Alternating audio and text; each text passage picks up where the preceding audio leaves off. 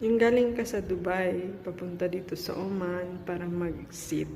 And then, yung utak mo is naka-relax, kumbaga. Yung parang may peace of mind ka.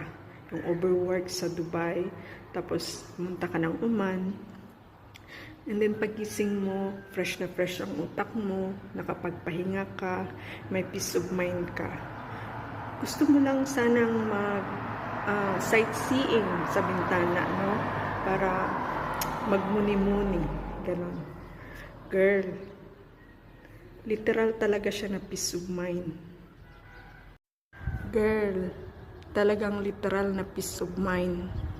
Literal talaga siya na pahinga. Talagang may peace of mind ka dito.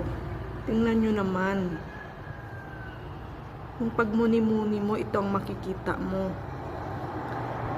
Yung alam mong hindi ka marunong kumanta, pero mapapakanta ka na lang ng gusto kong magsumbong sa'yo.